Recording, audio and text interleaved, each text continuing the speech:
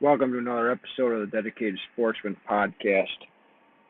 When this releases, it'll be July 15th. We're halfway through the month now, so been doing a lot of fishing lately. Been trying my hand in these tournaments. Not doing too horrible. Right now, I'm in the middle of the pack for the New York monthly kayak fishing tournament, so it's not too bad. I gotta get a few pretty good sized fish to be able to compete with the guy in first place. He's got 5 largemouth bass over 20 inches, so it's going to take quite a bit to be able to beat that. A lot of the lakes around me have some good bass in them, but there there aren't as many of them, so we got another 15, 16 days a month, so I might be able to at least get a little bit closer to first place. Uh, just trying my hand in it this year, and then next year I'll be getting into some of the individual lake tournaments. So on this week's episode, we've got Joe and Scott of New York Saddle Hunters on with us. We'll be talking about what you need to get started in saddle hunting, as well as some different techniques for climbing between double rope technique, single rope technique, a little bit on the one sticking, some on just regular sticks. Pretty good conversation. These two guys I learned quite a bit from when I first found them on YouTube a couple of years ago when I first got into saddle hunting. So I'm sure you guys will learn quite a bit. If you're interested in following more on them, they can be found right on Facebook, YouTube. I had New York Saddle Hunters. They also have started the Facebook group, New York Saddle Hunters. It's like a little forum on there. There's a lot of guys down there that have a lot of knowledge of the saddle hunting on there as well, so it's a good thing to follow on Facebook. Well, without any further ado, here's the podcast episode that I recorded with these guys, and hope you guys enjoy it. Thanks for tuning in. Okay, today on the line we have with us Joe and Scott from New York Saddle Hunter. How's it going today, guys? Good, real good, man. Good, Brian. Yeah, glad to be here with you. So I caught you guys on Facebook and YouTube a couple years ago. Actually, when I first started into the saddle hunting game, I caught a couple of your videos on the SRT and the DRT climbing, and actually got into the SRT climbing myself. Awesome. So thanks for introducing me into a pretty cool climbing method. Yeah, definitely. You're welcome, buddy. It's our pleasure, man. We want to share this with the entire community. Yeah, man. A friend of mine, he does the DRT climbing, and I do SRT. So, Awesome. among other methods. Yeah, sure. Yeah. Well, same with us. That's one thing that we try to. There's this idea out there. It seems like at least on some of the forums, you see some of these guys. They'll find a new method or something, and they kind of have this idea like, no, I got to get rid of my tree stands and just saddle hunt, or I'm just gonna climb with sticks, or I'm just gonna do this or just do that. Right. And I don't know. As far as we're concerned, I don't know, my philosophy. I'm a mechanic by trade, and like I kind of think like a mechanic. A good mechanic's got a lot of different tools that he can use a bunch of different tools to do the same job, but maybe one is the perfect tool for that particular circumstance or situation, right? So, I'm able to DRT climb, SRT climb, single stick climb, multi-stick climb. We're able to do everything, and this way we can pretty much get into any tree that we need to get into. Yeah. No, because there's no two areas that are usually alike. Something's always going to throw you a curveball. The more tools you have in your belt, the better off you are, and better, the more successful you'll be. Yeah, and this method for us, it's particularly good when you got really big trees. Because I've always liked a real big tree that can hide you well, but a lot of times those really big giant oaks and everything, they're not really too good for a tree stand to get in, because maybe you can't get the strap around it or whatever, or it's difficult to climb, or even if you were to use, maybe you can't use screw-in steps or something like that. which most public you can't. Yeah. So if you're hunting public like this, I think that's where the lion's share of the guys that gravitate towards what we're doing see the benefit, because we're able to get into just about any tree for less money, safer, more efficiently. And it's more fun. And once you kind of learn these techniques, it just it opens up a lot of doors for the sport. Right. So for guys that are listening that don't saddle hunt, you want to just give like a general list of items that somebody might need to start out saddle hunting? Sure. For a Sure. guy, Well, say for a guy that's already got a set of climbing sticks, even. oh, okay. Yeah, definitely. Yeah, basically, like there's the two styles. You have DRT, which is a double rope technique, and SRT, which is a single rope technique. So it would really depend on what style you would go with. Like I said, there's just a little bit of a learning curve to it. It's very simple, and I mean, I just was at a meet last weekend, and in the first 5 minutes, you get guys on the rope, and you show them how to do it, and this and that, and up they go. So, like I said, it's a very very small learning curve. But as far as doing it, yeah, I mean, for DRT, basically what it comes down to is buying, a climbing approved rope, a carabiner, which isn't 100% necessary, but it just makes it easier for linking up to your bridge on your saddle, and a throw ball. And a throw ball to get you in and out of the trees, so you can leave either presets or, whatever have you. I think most guys find that the throw ball is the hardest part of the equation, and basically, just like anything else, the more time you put into it, the more efficient you'll become at it. Just like shooting your bow, you wouldn't just pick up your bow and go out into the woods and hunt. You practice, whether it's a few months before the season or year round, just makes you that much more efficient at it. So yeah, that's, for DRT, it's basically, I would say, the most minimalist way that you can hunt, and minimalist and safest.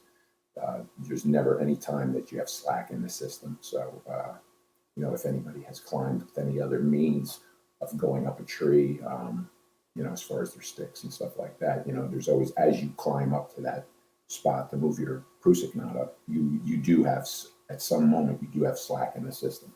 And that, that's where you could eventually, it could turn into a fall.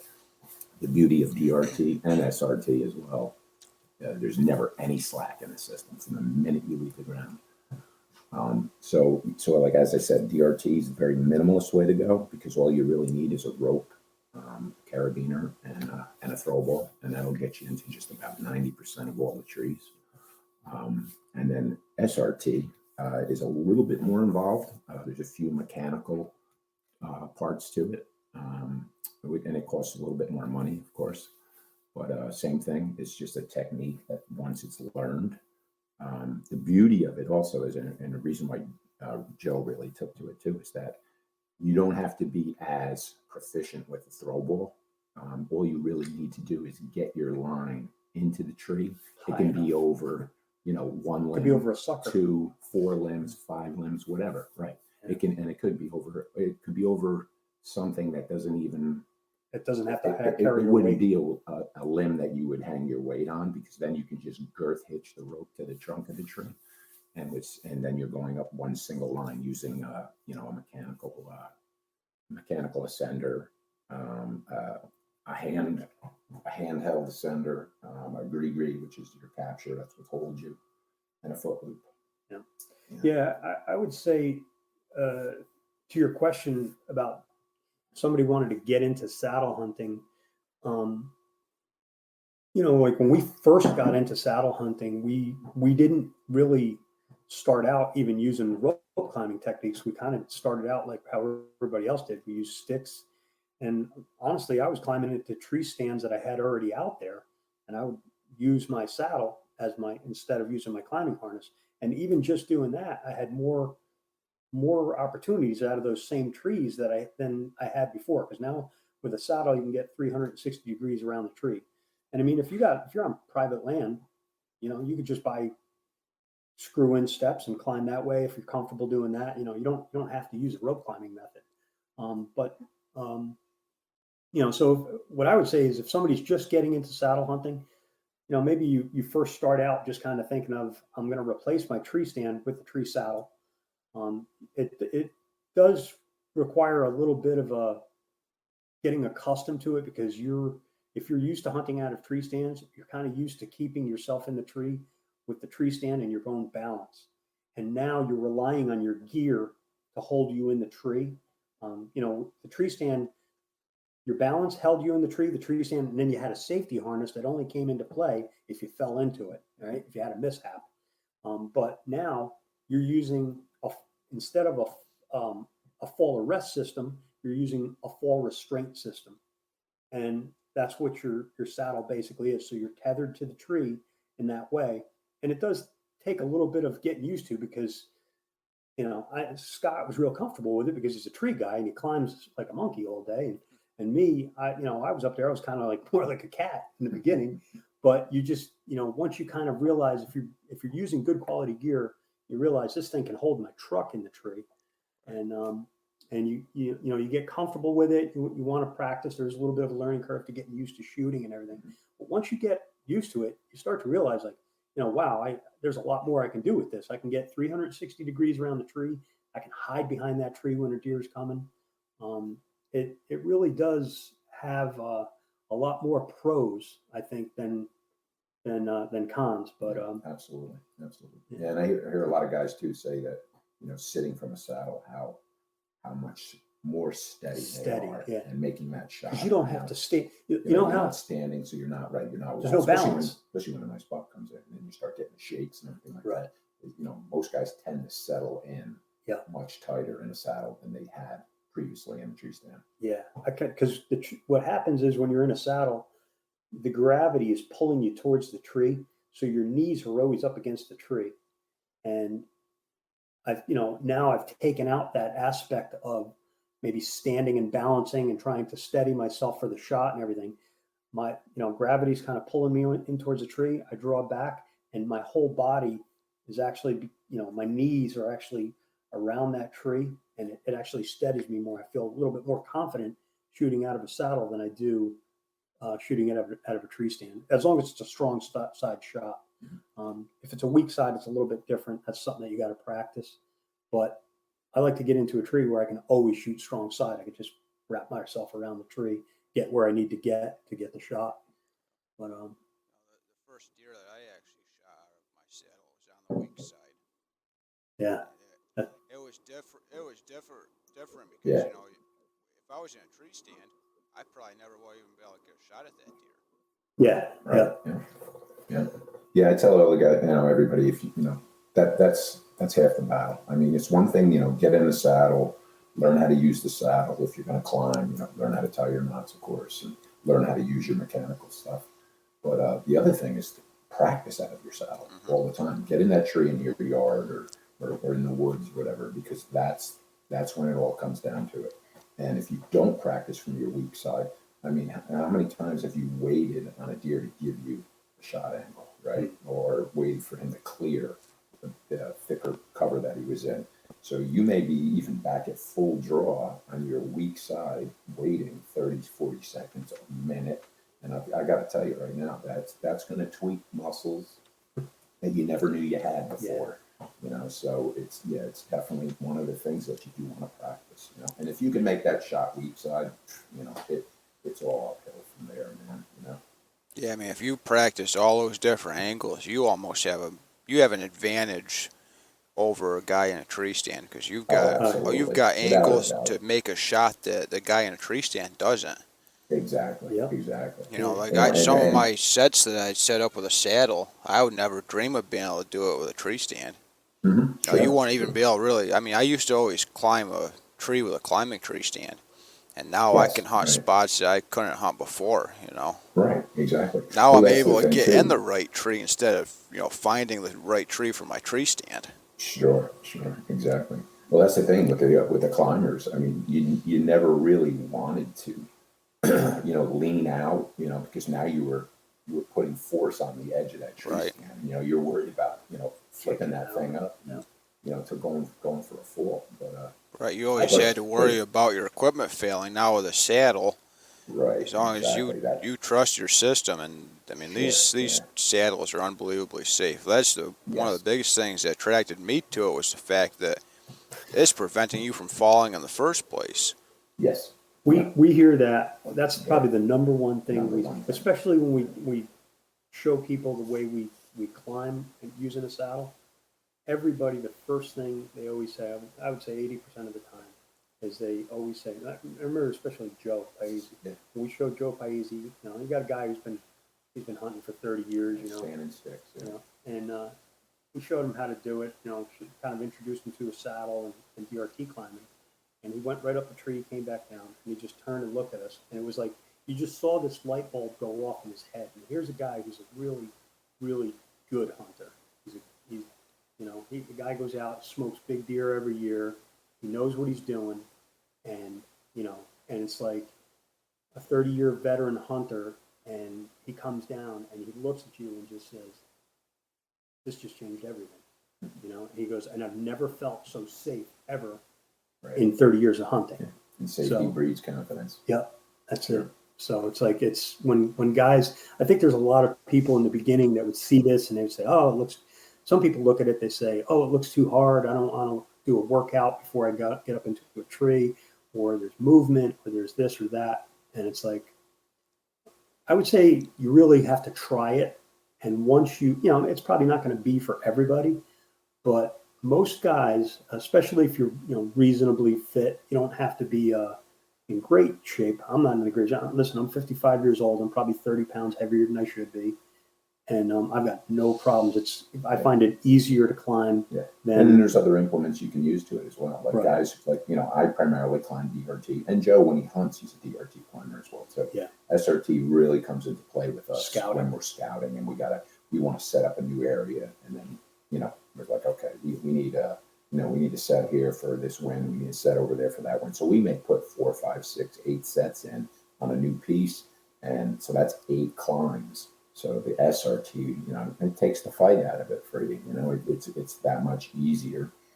Get you up and at it, you know, up in the tree, set up, get back down, go get another. Like I said, you know, for guys who don't climb all the time, if you had to climb 8 times in a day, you know, that may be a turn off of DRT climbing for you. Right. You know?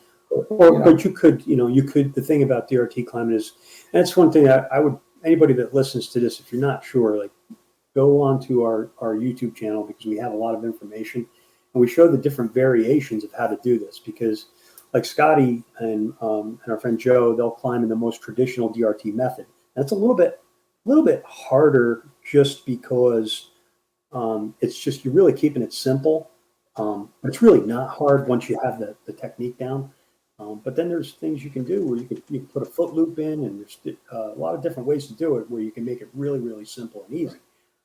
You literally climb, your body weight will carry you up the tree. Mm-hmm. I know that sounds counterintuitive, but literally your weight will lift you up into the tree. Right. So it's not hard. And if It's a learned technique. It's what it comes a down to. technique. It's not like how strong I am. It's a learned technique. Yeah. And once you master that technique, it almost becomes, I don't want to say a sense of weightlessness, but it's almost is, close. yeah. You know, I mean, it's close. Yeah. If you're doing these methods and you're finding it hard, you're doing it wrong. Right. Right. Right. It just Coming requires down's more even practice. easier. Coming down, I always say that. That's one of the best things I love about this method, because anybody that's been hunting for a long time, and you know, let's say you put in a long day, you've been in a tree stand for a long day, and you know those days when you get like a misty rain and your climbing sticks or your steps are covered in ice, and now it's time to get down in the dark, you're cold, you're tired, and Pucker factor yeah, kicks and you got in. that pucker factor where you're trying to come down. It's kind of scary. And with these methods, it's safe, and it doesn't get any easier. No. You just Doesn't. you just rappel down out of the tree, nice and easy. Yeah. Pull your rope out, and you go. Yeah. You don't have to pack up a stand. You don't have to pack up sticks. We've done it where there's deer in a field, and you want to sneak out. You just rappel nice and quietly, and you get out. And Scotty and I, one time we were hunting on a lease that we had, we had a bunch of deer 30 yards from the tree, and we both climbed that tree with, Both got with in deer 30 undetected. yards away from us in the field, and they never detected us. So It was that's a how big- quiet it can be It was a done. big oak. We kept oak between us and them. Yeah, we Well, both that's- DRT climbed into it. That's They the were. beauty of the saddle hunting too. Is typically you're setting up so that tree is a blocker. Yeah. And as long as Absolutely. you play everything right, you can definitely use that to your advantage and keep the Yeah. deer keep the deer on the other side of that tree. Mhm. Yeah, absolutely. And if you're like us and you want to get way back to some of these spots, I mean, we wear our saddle in, and our climbing methods are anywhere between 5 to 7 pounds, depending on if I'm bringing my throw ball in. If I've got a couple of loops and trees there, I won't even need my throw ball, and I can just carry my rope and my DRT rope, Yep, and definitely. you're talking under 5 pounds of gear to get in, no metal, except a carabiner. Right. And technically, you really don't even need a carabiner if you didn't want to use one, but we do just because it's I'd convenient. say you get backing up a little here. Like I said, last Saturday I was at a meet, and I had a guy come up approach me. Big dude, man. I mean, he's ex-military, and he's probably easy pushing 260. So he says, I primarily climb, with sticks and a stand and everything. He says, but I got to tell you that rappelling out, he goes, that really, piques my interest. So I said, all right. I said, did you ever climb with a gree and everything? He said, no, that's why I'm here. I'm like, okay, great. So, I did a little demonstration for him first. I went up, climbing SRT. I went up, and then when I got up about 15, 20 feet high, I took the hand center off with the foot loop and everything. So now I'm just on the gree. Yeah. So I said, okay, here you go, buddy. Picture this. I said, it's the end of your hunt. Nighttime's coming. It's getting dark, and now you got to get down, okay? And you're getting out of here altogether. So now you got to actually take your sticks off the tree. I says, number one, you could be cold, you could be tired, whatever it may be. I said, but check this out. I says, now you get out, you come down 2 feet, you take your stand off, okay? You come down another 2-3 feet to get back to that. Once I set him up on that gree and everything, because he's a primarily stand and stick guy, so. But he said, I want to rappel out of the tree at the end of the night. It just seems so much safer. And once I showed him how to do that, like I said, that proverbial light bulb went off, and he was just like, he was floored. He couldn't believe how easy just coming down on that gree and being able to stop, take the stand off, come down 3 more feet, Controlled, take the stick off, yeah. controlled, and he's like, this is a game changer, guys. He's like, I can't wait to get this.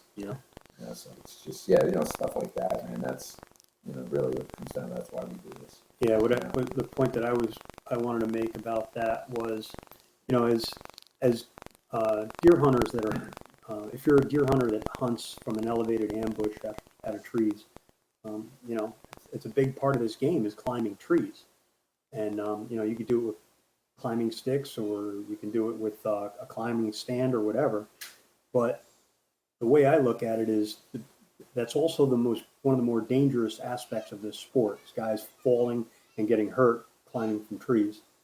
And if you wanted to climb a tree safely and efficiently, who would you turn to find out how to do that? And for me, it was real easy because my best friend and my hunting partner is a master arborist that climbs trees every single day for a living safely. He's been doing it for 35 years safely. And I've watched him do some incredible things with ropes and trees. And that's where this whole idea for us was born, because I said, hey, Scott, we're getting into this saddle hunting. Why don't we use the method that you use, climbing trees at work, to get up and down the trees? And at first he kind of poo-pooed it a little bit because, he was using spurs. And he's like, I don't think it'd be a good idea to use the spurs as much because it's a little bit more noise and a couple different reasons. And then, he was kind of thinking of the ropes that he's using when he's at work, and they're full of oil and stuff like that. And I said, well, if we got a dedicated rope, just for hunting, and then, we bought some predator rope and we started doing it with that. And we were like, you know what, this is really good. And then that's at that point we felt like let's share this, and that's where the whole idea for the YouTube channel was created. Was just having a platform that might be able to reach out to more people and share what we're doing, because we thought other guys might think it's kind of cool. Yeah. And yeah, it really took off. A lot of guys really, they see it, and I always say it for me it added another dimension of fun to the hunting game for me. And it's done so many things. It's made it safer. It's made it lighter and more efficient for me to get up and down the tree. It's made it quieter. It's made it cheaper. And it's fun. I mean, even when I'm not hunting, sometimes I'll set up the ropes in my yard, and one of the things I started doing for exercise, just to do something different. I'll race up a tree climbing and come back down and do it again. And not to make it sound like doing this stuff is like a form of exercise where it's going to be harder. It's not hard. It's in a hunting situation, I go nice and slow and take it easy. And, but it's like climbing anything. Climbing a set of stairs is easy. But if I race up and down the stairs, I can make it a workout. And I do that just to fool around and try and get the health benefit of it, climbing. But when I'm in a hunting situation, I just go nice and slow, take my time, not much movement. And I've got videos. I put some videos out on TikTok where if I have a preset paracord loop in a tree already, and that's a key factor, we really like to do that, I can get up into my tree in under 3 minutes, up to 20 feet safely in less than 3 minutes. In fact, I can get up to 20 feet and get back down safely in under 3 minutes. I show that on those videos using DRT and SRT. Yeah. So, and I'm not racing. I'm taking my time in the tree. So, I don't know. I don't think most guys can set a bunch of sticks in 3 minutes and climb. So. Well, if you do, you're going to be soaked in sweat when you're done. Yeah. Yeah. Exactly. Yeah, and the other thing of it too is, where you see a lot of saddle hunters now, they're switching to this one sticking method. Yeah, I did that a little bit last year too. Yeah, that's just awesome, man. Because that's what we got a lot too. It's like, well, how you throwing that throw ball at 4:00 in the morning? Right. We don't. Listen, if I could throw that thing perfectly over a limb at 4:00 in the morning, then I'm onto something real good here. Yeah. But, we did do it. Remember, we did do it once in the Finger Lakes. Remember that one night we got there? I was shining a light and Scott threw it. That was more of a lucky. Yeah. I can't say that I can do that every time. I highly recommend you bring a 35-year arborist to throw your throw balls. I think I had a little inner mind dimension there.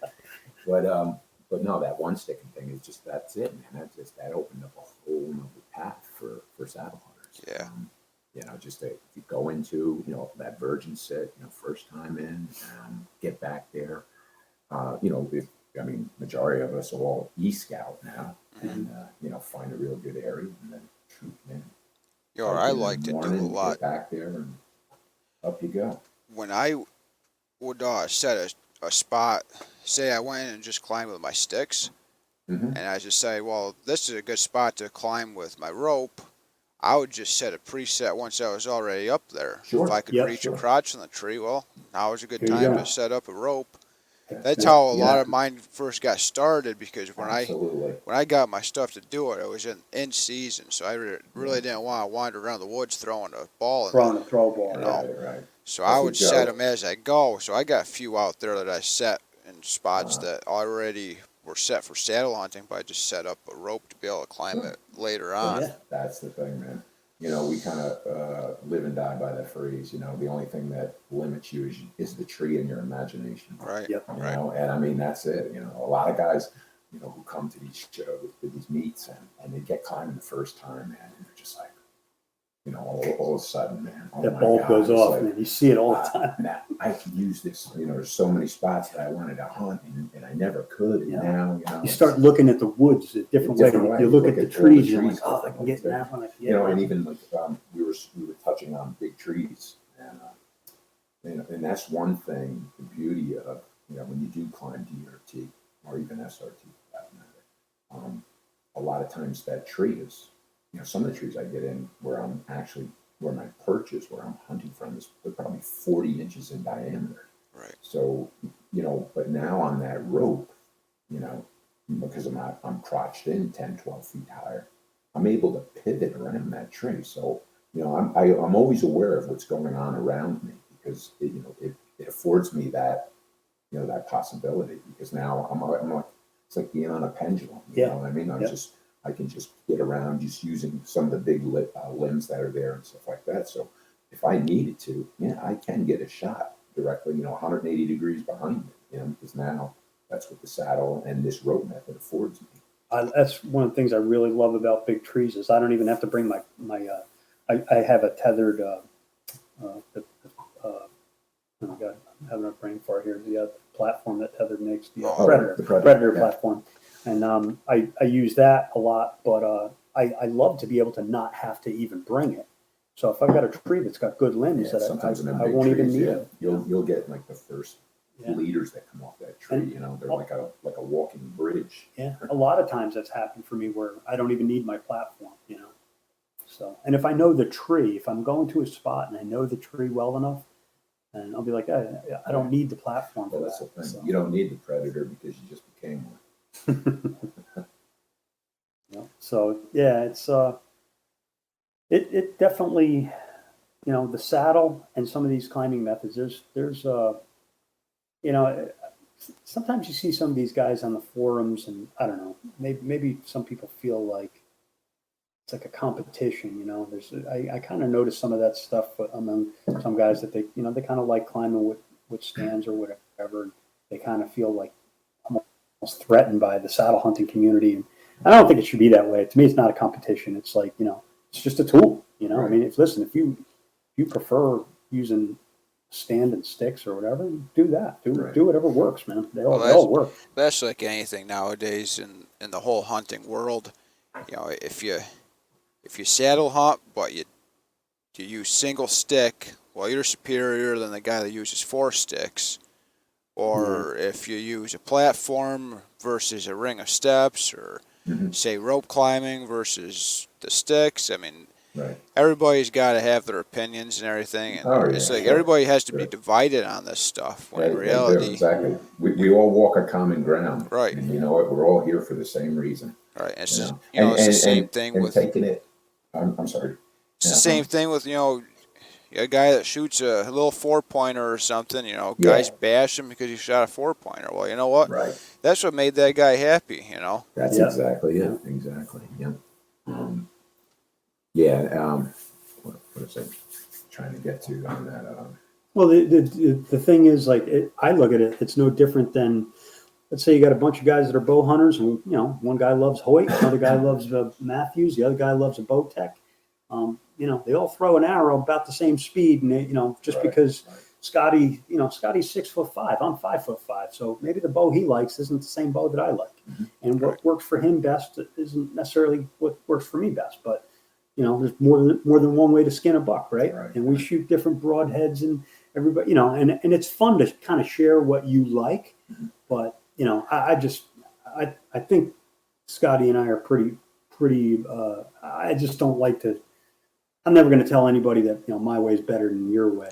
I just But that's the thing. That's the thing about this whole issue is that this is all shared knowledge. Yeah. This is something that I'm doing this and I'm getting results. Yeah, I like now think about it this way. If you didn't share it, okay. Yep. But yet every year you posted picture good buck after good buck, and then people are intrigued. What is he doing? That's it. That's how this. Well, you know what? I don't want to tell you. I don't want to tell you what I'm doing. But the thing is, if you just said like, "This is what I'm doing," and, oh my God. Yeah. Well, let me tell you something. I got to try it. Those same naysayers. Yes. Now are like, wow, man, I got to try it. But now all that information's there because we're all sharing knowledge. That's kind of what the whole saddle community is based on. Yeah. And to knock it, it's like, you're not paying for any of this. Right. This is just all free information that's out there. If guys are having success doing it, how can you knock it? What you just said, Scott, is exactly how this whole sport really, really took off. I mean, saddle hunting's been around since the Anderson's tree sling back in the 80s, but it really never got real super popular. But exactly what Scott just said, it was John Everhart's success that I think really motivated a lot of people to say, hey, let me take a second look at saddle hunting, because this guy's killing a lot of big bucks on public ground. He's killing them year after year. What's this guy doing that's making him so successful? And it's like, the thing that he's doing that's so much different is he was using a tree saddle. Another thing too is the social media. I mean, if it weren't for social media, a lot of this wouldn't be possible, because you'd never even know who John Eberhard is unless you've seen him on YouTube or listened to him on a podcast. I mean, I think he's been in a few magazines before, but I never knew who he was until I heard him on the Wider to Hunt podcast. Right. Yeah. Right. Yeah. Yeah. That's it. And that's the thing too. That's something that I always say as well too. It's like, God, if I could be 20 again. Yeah. If I knew, be a 20-year-old hunter, right, with all this technology at your feet. I mean, it's like it shortened that freaking learning curve immensely. Yeah. Yeah. Me and Scott always said, Scott and I have been hunting together for probably over 30 years.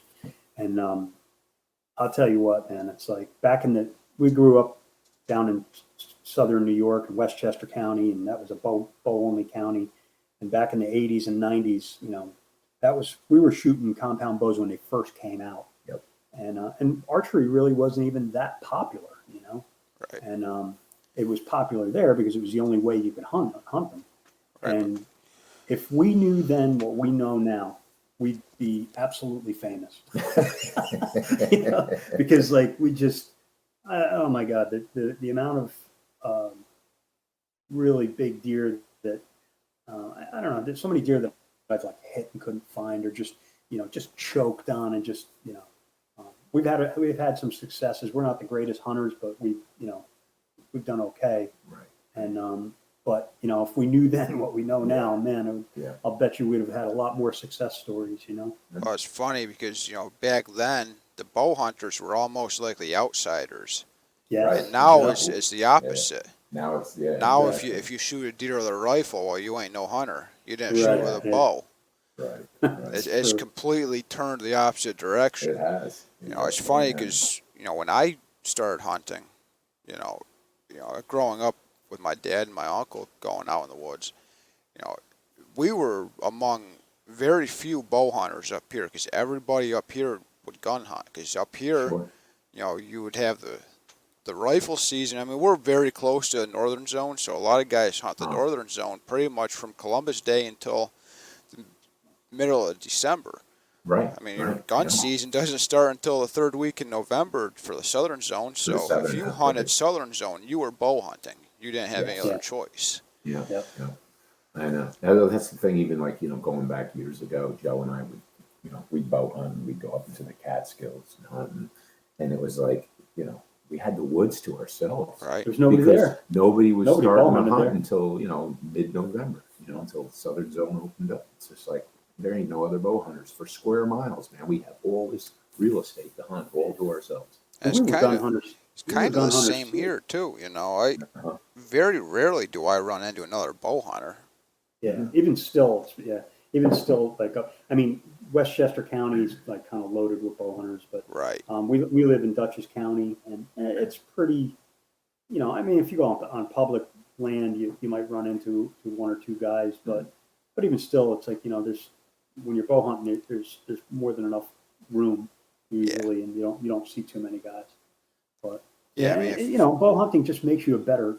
It makes you have to become a better hunter. You got to be a better woodsman because you got to get close. So, yeah, I mean, I've always kind of arrogantly said, like bow hunters are better hunters than guys that just hunt with a gun, just because they have to be, and it makes you a better hunter when you go out with a rifle, because you're setting up almost like you're bow hunting, Yeah. Right. Yeah. We have to be by design. Yeah. Absolutely. Yeah. If you get because you got to say to yourself, what's going to put that buck, inside of 30 yards from me, and then there's the movement and everything of drawing back, and just makes it, it's scent, human scent. I mean, if I'm with a rifle and I can reach out, 150, 200 yards, no problem.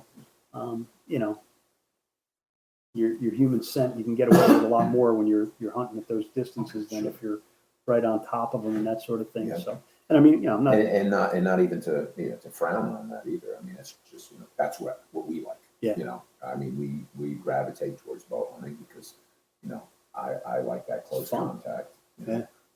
I've never been much of a rifle hunter. I've killed bucks with a rifle, but it's just I'm a bow hunter. Yeah. I really enjoy that game of inches. Same here. I mean, listen, we'll go out and hunt deer anyway you let us do it, but Right. but I mean, it's like and it is. Listen, it is fun. A lot of times, we struggle through the deer season, and then gun season comes, and it's like, all right, you know what, redemption. We're going to go out and then getting back, into the saddle thing. That's I think is a misconception too. I mean, unless you're a guy who's you're still hunting, you're walking and stuff, then of course it doesn't apply to you. But I get guys all the time. They're like, well, can I gun hunt out of these things? Oh, absolutely. Absolutely. I says, if you can draw a bow up there, I says, gun hunting. I said, forget it. And I says, and on top of it, like I said, you have that whole the trees in front of you. All right, well, now you got to now you have to rest. Yep. So without Yeah, a doubt. I've hunted out of mine during rifle season a few times, but during gun season, after a month and a half of sitting in the same spot for hours on end, I'm ready to stretch my legs. So definitely. I don't really like to sit much during gun season. I like to do a lot of still hunting, but there's definitely an advantage to it for gun season if you got a good spot where you can post up for the day. Right. Or if like I said, if you're that mobile hunter, okay, and then you learn to DRT climb, well, now you got your rifle, you got your pack on, but you have a rifle, and then all you really need is a rope. Yep. And then you're got the mobile ground game covered, where you can say, you know what, I'm going to hike in 3-4 miles. Yeah. Maybe I'm going to sit, till 11 o'clock, and then I'm going to move again, and that's where that whole DRT thing really shines. Right. If we're going to jump around from spot to spot to spot, and just, with zero impact, And that's the beauty of it. You can carry your climbing system, and you don't need to use it, Right. but it's not going to hamper you to have it. Right. Well, It's a so good it's so example. light. Good example. A buddy of mine a couple of years ago was opening day of the Southern Zone gun season, and he climbs with a DRT method. Mm-hmm. Well, he got set up, first thing, sat for a couple hours and decided, you know what, I'm going to move. Yeah. So he climbed down, broke down all of his stuff, moved a couple 100 yards, climbed back into another tree, and probably about, within an hour, here comes this buck. It was a 3-pointer. He shot it and everything, and we bust his chops about it because he got that buck. Well, as he's sitting there and kind of looking around, letting everybody know he got a deer, here comes his second buck. And the second buck was a real nice one, and all he could do was take a photo of it as it walked by him. Dude, watch. Isn't that always the way? Yep. So if he had waited, he would have had a real nice buck, but he took the first one that came through. Yeah. That's the only thing that I always worry about with shooting a small buck is having something like that happen, because you always hear guys talk about it, and then it happened to him. Definitely. It does. Absolutely. So, I think it's happened to all of us. We bust his chops about it all the time. That's good stuff. So, switching gears, you guys are in an area that got hit pretty hard with EHD, right? Yeah. Oh, yeah. Real bad. Yeah. Devastating. Yeah, it definitely knocked the wind out of our sails. We had a lot of great intel going into the season. The year that it did hit. I mean, it started right around, I guess, September. Right. Actually, even before. It started in August. And particularly the area that I work in, every time I crossed over a body of water, all I would smell is death. Oh. I was like, oh my God, It didn't really, like, I mean, I can remember that day vividly. It's just like, every single body of water I went over, I'm like, oh God, another one got hit, another one. And I'm saying, why are all these deer getting hit on the road all of a sudden? And then, now I'm hearing it from other people as well. And then all of a sudden somebody says, oh, did you see that right up, man? It's EHD that hit us in the area. Supposedly these midges came up on the hurricane we had that year. Right. And I mean, that's kind of what, That's the theory. Anyway. that's the theory. And we never had it before. If we did, it was so minimal that nobody really noticed. Yeah. And, now everybody's in panic mode, and then Right. now the cameras aren't lighting up anymore. It's like, all right, this is when we get all our pictures, like that summertime period, right before they're ready. It's right around Labor Day. Yeah, right before they're ready to, start peeling velvet and everything. It's just like, what's going on? And everything there was nothing on the cameras. Everything just, and now just guys, gone.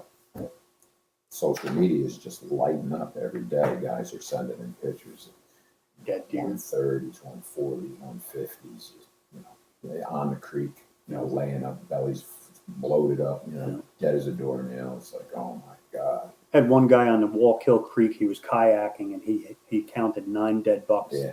on the Walkill Creek that he Yeah. found. And it was really, really, really bad. Yep. There's a good friend of ours, our friend Andrew. He's got a YouTube channel called Higher Elevations, and he does a lot of hunting with us. And he made 2 videos on EHD in our area. Really good. He got really in depth. He had a guy from the DEC that he interviewed, and he got really in depth on that, on what happened and all about the disease and its impact and everything. So for anybody that's kind of interested in that, I would say, go to Higher Elevations on YouTube, check it out. He does a really good job. Yeah, definitely. But so kind of really threw a wrench in our plans, and I mean, it was like leading up to that. It was probably one of the best years, camera pull wise. Yeah. I mean, we had, I'd say 7 or 8 targeted animals that were, I mean, we were just elated, like, now we're getting into the filming thing. It's like, man, we're gonna really, this is going to be our year. And oh my God, talk about getting deflated. Yeah, it was such a disappointment. I went into that season saying I'm only going to shoot a buck that's 4 years old and older, and I had a lot of good bucks that I felt really confident I'll get a crack at least one of them, and they were all gone. Yeah, it was a ghost town. Just a ghost town. Literally Just a ghost disappeared. town in the woods, and not just buck, does as well. I mean, some of the public we hunt, don't have really big doe populations to begin with. You're talking thousands of acres. Everything's so spread out, and so I mean now it's like, okay, if there is a good buck around, what are you going to do? You're going to hunt the does, right? Because they're eventually going to bring that buck, and even they weren't around. Didn't even know where to find it. It really, like I said, it knocked the wind out of our sails. Well, you would see, like, even that fall, like in November, usually, you start seeing deer getting hit by cars during the rut. Right. Because that's when you really know when it's starting to happen. Right. Late October, early November, you start seeing deer all over on the roads. We didn't see anything. Yeah, and that was like And surprising. I drive 45 minutes to go to work through 3 counties, and I was driving to work, and I would, years past, you would pass 5, 6, 7 dead deer. We didn't see anything. Remember, we even went upstate, and we drove hours in November, driving hours, and we didn't see a dead deer until we started to get more west. Right. Once we got out past the Catskills and everything, that's when we started to see dead deer. But there was nothing left. Yeah, I remember seeing that in the, Facebook and news articles about it. And I was just praying to God that didn't affect us Doesn't come up through. here. Yeah. Well, that's the thing too. At that time of the year, we had a lease in Western New York. And, thank God for that. Thank God. Right. And we didn't succeed up there. I mean, we definitely had some opportunities, and we saw some good bucks and stuff. But yeah, we were saying, geez, thank God, at least we have that to look forward to. Yeah. And then the following year down here was pretty much about the same. It's just It almost seemed like it expanded the range of it a little bit more. Definitely did, because I've noticed even as far As like Albany, right? I think they got them up in almost, Albany. I know they had some in Albany, Greene County, which is just Greene south County, yes, yeah, just south of Albany. right, yeah. So much of the same, and I had one area that it got hit a little bit the first year, and then the second year it's just same thing, just bucks and does dead all over the creek, and that area got totally wiped out. I mean, that area I've been hunting now for the last 4 or 5 seasons, and you know, you can count on pulling a good buck out of there every year, and it's just a total ghost town now. Yeah, but the one thing they say, I know the Midwest has experienced this quite a bit, and they say it takes about 5 years to kind of bounce back. And so for us, this is going into This will be the third season now. third season, Third right? season coming up. And we do already see a little bit of hope. There's survivors. Starting to see some deer. You know, it's almost weird. It's almost weird, like the deer that survived almost reacted to it as well. I'm sure they did. It seemed like they vacated. Yeah, I mean, the ones that, because that's what we're thinking, like, oh my God, everything's dead. Yeah. You know? But then all of a sudden now, I don't know if it's deer coming back into this area from other areas or but what. some people are getting pictures like, yeah, I know this block. I've got pictures of this block. And it's like, it's almost like it knew to get out. Knew to get out, and you know, it's weird, man. I mean, well, you know, it's like nobody understands the brain of a deer. You know, that's like instinct to a deer. I mean, if you think about it, if they kind of sense something like that's going on, they're gonna get out of the area if they can. Yeah. You know, maybe they were even exposed to it and got sick. Maybe they survived it. You know, I don't know. They say that there's a pretty high mortality rate for that, but hey, you never know. There might be a few here and there that may get sick and they might survive it. I think they say like even so much as the doe that gave birth in May, that her fawns are immune to it. Yeah. That could be well, too. Yeah. Actually, you know, if she had it, Yep. you know, because that's true. They don't. You know something? It's kind of like, I think what it is it's like, you know, after we went through this whole thing with the coronavirus, right? And I think what it is, it's almost like a novel virus in that population. And, you know, once the deer now, maybe going forward, that these deer that did survive, having had it, maybe they have some level of immunity and they can, like a herd immunity, right? Maybe they give that to the other deer. Yeah. I don't know. Well, having gone through it and then survived from it, and the fawns the following year. Maybe they'll be better off. Immunity to it. Well, if they had just vaccinated everybody, it would have been fine. Yeah. You know, if the deer were just wearing masks, it would be fine. Right. Yep. Well, and then you got the, I don't know how much truth there was to that, but I think it was more of a scare, or trying to be a scare for us, like, you know, down here, oh, don't eat any deer because you know, deer got the COVID now. Right. They did. They said that. They said something like they were testing deer and they were finding it in the deer population too. I don't know about that. But. Now, what prompted them to do that in the first place? That's what I want to know. Yeah, right. What would make a deer? What would cause you to even test a deer for COVID? But it sounded like a Peter reference or something. Don't even get us started. Yeah.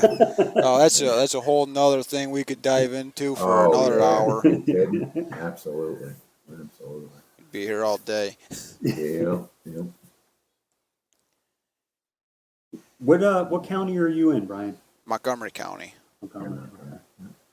Yeah, our area, I mean, it's tough here. I mean, there's some nice bucks, but few and far between. And a lot of our problem is a lot of private property that we can't get access to. We hunt for deer. Nowadays, it's 100% public land. We used to hunt Otsego County years ago, and oh man, some big bucks down there. I mean, there's some beautiful country down that way, and it's unbelievable the quality of the deer down there. And Montgomery County and Otsego County are right next to each other, you know. Right.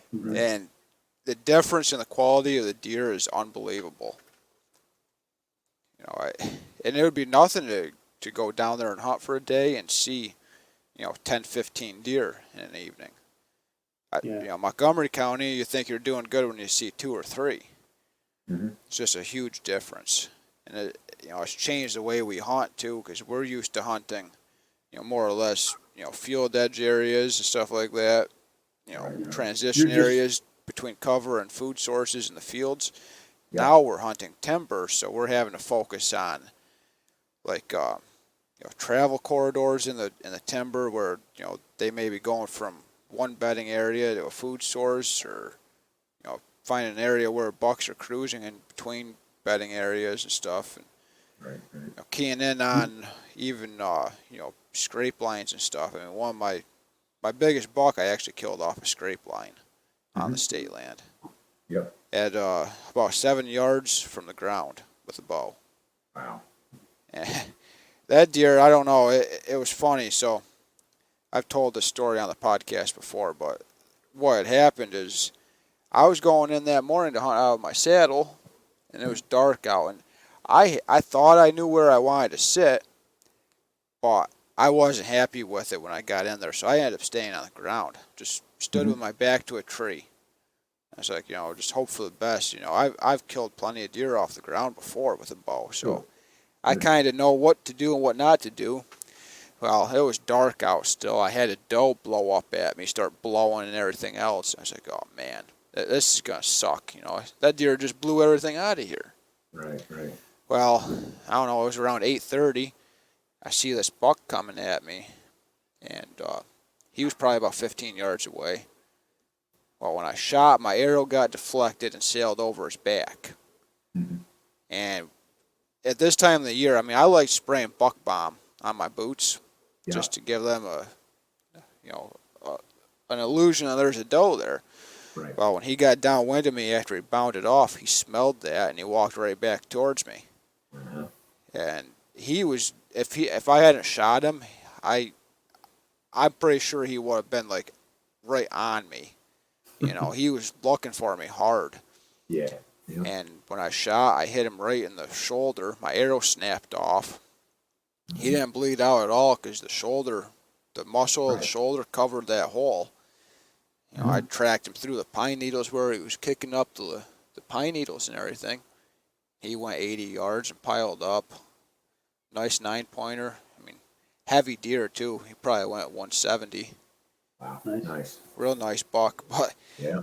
I was in my saddle, but I wasn't in a tree. Yeah. Oh, God. Just Well, goes to some show guys you, Lo, you never know what could happen, especially that time of year. You Well, might you know think what? that the That's day it. is shot. Everything changes on a dime. Oh, no yeah. doubt, you know. Yeah. I mean, all it takes is seconds. Oh, We yeah. got a friend of ours that when he turkey hunts, he uses his saddle down at ground level. He sits into his, so he keeps his butt up off the ground, Right. and that's how he does it. Yeah. Roger. Yeah. An old saying my uncle always says, it only takes a minute to get a deer, and it's true, you know. You go in there and be there for five minutes and have a deer come through. You know, he always said, it's kind of like a common sense statement, but he always says, well, if you're going to get one, you're going to get one, you know. Sure. Yeah, I had a quick hunt like that last year, right on my place. I moved last April, so yeah, it was my first year in the new place and everything. It's on 10 acres. It's got some woods in behind it. It's in a you wouldn't call it rural, residential area. But it has small wood lots in between houses and stuff like that. So, and I do have some deer that frequent the yard, like pretty much every day. You'll catch 1, 3, 5, whatever. So I got finished up with work, working around the house and stuff, and I just said, you know what? It's like 4:30, and I got like maybe a half an hour left of light. All right, why not? I said, let me go down the back of the yard. And Joe and I had done previously set loops and stuff like that. Anytime we were doing stuff for New York Saddle, you know, we had trees set up where we videoed from and stuff. So I was like, all right, you know, just hook my rope into a preset. Up I went. And I think literally I got the bow pulled up on the hanger, and here comes the doe group. And I'm thinking, like, man, this never happens to me, you know. And she was underneath me within, I don't even know, a minute, 2 minutes, whatever. And quartering to, and I put it right on her, right in front of the shoulder. And I mean, she dumped 30 yards away. And hung the bow back up, and I was just like, that's the quickest hunt I've ever been on in all my years. You know, that was like, you know, and especially as I really didn't have no real intentions of hunting, but it was just like, all right, no, I'm not going to get in the woods today, even at my own place. You know, it's just like I got so much to do, and I finished up, and I had a half hour to get in the woods, literally. And I was like, okay, this might work, you know, and it turned into a good day. I've had experiences like that too, where you kind of sneak into a spot and, you know, get up, and it just, every once in a while you get a surprise like that. You know, get up in the tree, just get set, and all of a sudden you hear, you know, and here he comes. You know, it's like, holy crap. Yeah. You know, just lucky timing, man. And you know, it's kind of funny. The other day I set a camera. I went down by where I work. I set a camera in a spot, and you know, snuck up into the woods, set the camera where I wanted to set it up. Got it all ready. It's one of those cameras that sends a text message with the picture right to your cell phone. And 20 minutes after I set it, there was a deer sticking his face right in the camera. I almost feel like the deer watched me set the camera. I had that happen too last year. Set the camera up. We started walking out of the woods. My phone goes off. I'm like, oh, my camera must be just sending me a picture of me and my buddy after we got it set up. Pull out my phone. Like, oh, I guess that's a good spot. The deer's there already. Yeah, it's like I literally think maybe that deer watched me. And maybe it was sitting there laying down someplace close by. Hey, you never know. Watch me set the camera, and then when I walked away, it just got curious and went over to see, hey, what the hell did he leave there? You know. And up in Stillwater, Yeah. on 2 different occasions. Yeah. We're at the end of the evening or the afternoon. If it was a morning hunt, and I walked out at 11, 12, whatever it is, and 4 minutes later, there comes the buck right down, takes the picture on my foot track. Yep. You know, and I'm just like, are you kidding me? Figure that out.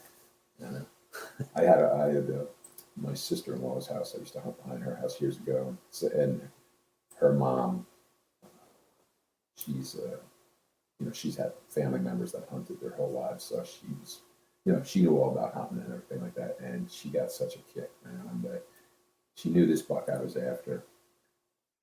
So anyhow, it's dark, you know, I'm coming out of the woods and everything, and she called me on the phone. I mean, I think I was 100 yards out of the driveway, and she's laughing hysterically, and she goes, that buck waited for you to leave, and now he's right out in front of my window. She says, he came out of, I watched him come out of the same exact area. He couldn't have been a minute behind you. Yeah. I'm a firm believer that sometimes these deer pattern you. Yeah, absolutely. absolutely.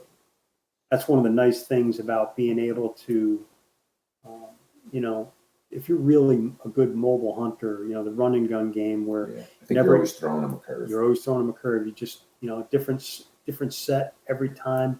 Never hunt the same spot twice. And I mean, Scotty and I, we had this one area we were hunting years ago, and I hadn't been there. You know, I went with him, and he was like, oh, you know, it's a good spot. You know, this is back before saddle hunting. Brought the climbers. We went up. I looked, you know, searched around. I was like, oh, this is a good spot. You know, got up in the tree, and that evening I shot a nice buck right at last light. And the following week came back, and I said, I'm just gonna go right back in that same tree, you know. And I climbed back up in that same tree with my climber, and I wasn't in the tree maybe 30 minutes, and a nice 8 came walking from the other direction and walked right underneath me, and he stood in the same spot where the other buck was when I shot him. I shot that buck, and I get down, and I had never recovered my arrow from the first deer that I shot, and both arrows were in the ground 6 inches apart from one another. It was just, you know, same, you know, but I attributed that spot to just kind of like going in first time. We'd never spent any time in there scouting it or anything. Yeah. And, you know, first time in the stand, killed the buck. And then that second week, that was later in the season too. Yeah. Yeah. It was a little bit later in the season. And so, yeah, that was, geez, over 20 years ago. 20 years ago. Never did it. But good times back in the good old days. Yeah, good old days. And I actually, I missed the buck freaking probably not 300 yards over the hill from you. Yeah, it was a real big one. Real big one. Yeah. White horn rack. Oh my God, this buck. I knew about him. I'd seen him before, and he was coming right down the path, right towards me, and I was just, I was amped. I'm like, here it is, man! Finally, Yeah. I'm gonna kill this animal, and he's coming through on a slow walk. He's just sucking up acorns. Come back to full draw. I settle in, and when I released, well, right before the arrow got to him, I just see it go. Shoo, banks a hard left. And And I it's was like like, a limb or what the something. heck? It hit a sapling that I never saw. and then when he spooked, he ended up directly underneath me. So to add insult to injury, I'm trying to reach for another arrow. Meanwhile, there was three does that he was actually, they came out first and he came out behind me. And now I got all eyes on me trying to reach for another arrow because now he's literally right underneath me. I'm just looking down at this 20-inch wide rack. Oh my God! I'm trying to get that second arrow in, and man, that never happened. Like I said before, Brian, if we had all the deer that we really should have, we'd be famous. Oh yeah. I've definitely missed more big bucks than I've got on the wall. Yeah. You know. Yeah. Here's a funny story. I got permission on this spot. Same thing years and years ago. I'm a kid, and really good spot. It was maybe a 20-yard wood lot in a residential area, right next to a major highway there. So anyhow, I get back in there, and I knew it had some pretty decent bucks in it, and back in the climbing days. So I climb up this tree. And I was settled in, I don't know, 15, 20 minutes or whatever. And I look up and here comes a buck down the run. And I was like, oh my God, already, grab the bow, draw back. He comes by me, perfect broadside shot, bang, hit him right in the crease. And he just takes off running. He ran out of sight. I hang my bow up and I'm kind of, I'm like, oh man, I got him. I know I put a good hit on him. So I'm sitting there and 5 minutes later, I know we're in an area at the time where you can shoot two bucks and two does, I believe it was. Yeah. Back in Westchester heyday. And if you turned in your right. tag, you can get in a third. Right. So I'm saying, oh my God, another buck. I take the bow off the hook and knock an arrow, and it comes by same way, broadside. Boom! I put an arrow in this buck. He takes off running. Oh my God, I'm having the best day ever. And, I got 2 bucks on the ground. So I got down about a half hour later and I started blood trailing this deer up. And there he is. He's probably about 60, 70 yards down the trail. I get to him and he's got 2 holes in him. Oh, it was the same buck? It was the same buck. And I'm like, wait a minute.